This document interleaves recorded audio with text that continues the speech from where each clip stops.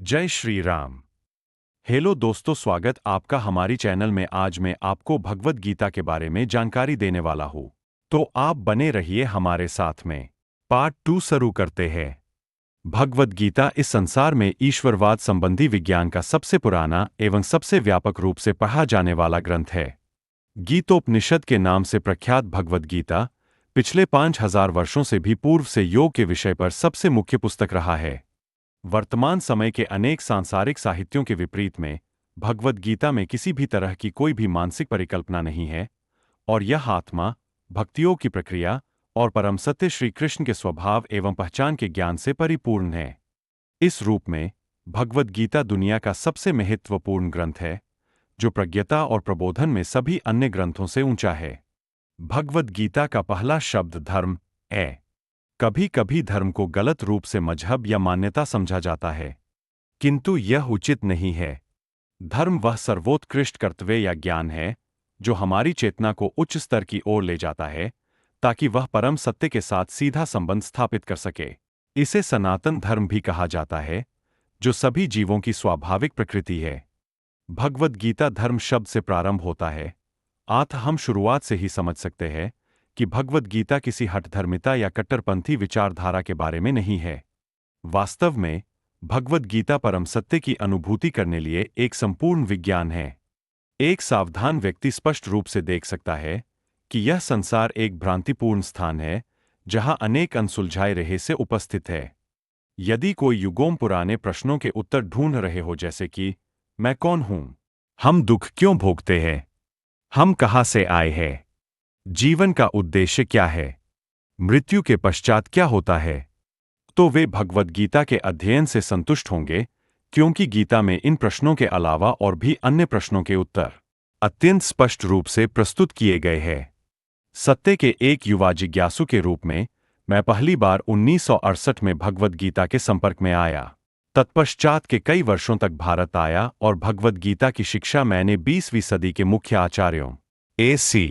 भक्ति वेदांत स्वामी प्रभुपाद जी और स्वामी B.R. श्रीधर देव गोस्वामी जी से प्राप्त की। इन दो महान आचार्यों की, स्वामी B.R. श्रीधर देव गोस्वामी जी से प्राप्त की, इन दो महान आचार्यों की कृपा से भगवद गीता का मौलिक संदेश मेरे हृदय में समावेशित हो गया, और शीघ्र ही मैंने आत्म साक्षात्कार के पथ पर चलना प्रारंभ कर दिया। जीवन के किसी भी पथ पर हम एक चौराहे पर अवश्य पहुंचते हैं।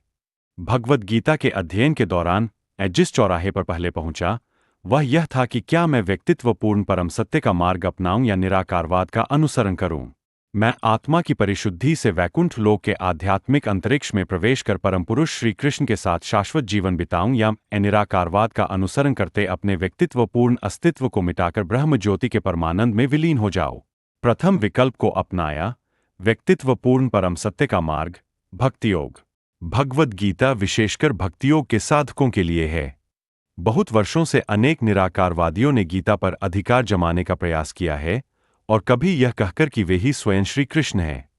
उनके इस प्रस्ताव का एक सरल तथ्य द्वारा खंडन किया जा सकता है कि अत्यंत स्पष्टता से प्रस्तुत किए जाने के बावजूद भगवद गीता में श्री कृष्ण का संदेश उनकी समझ में नहीं आया।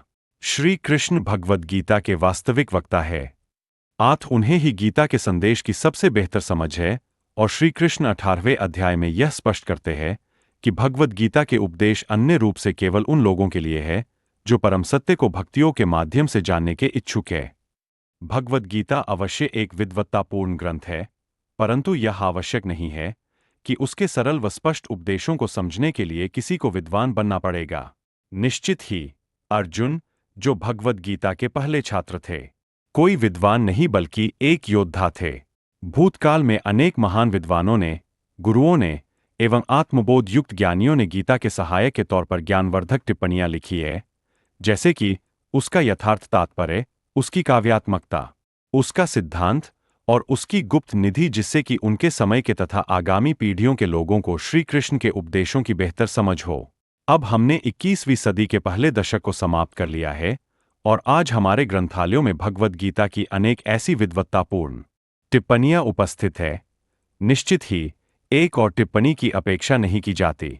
या तक वीडियो देखा ही तो कमेंट जय श्री राम लिख दीजिए और चैनल पर पहली बार आए हैं तो सब्सक्राइब कर दीजिए।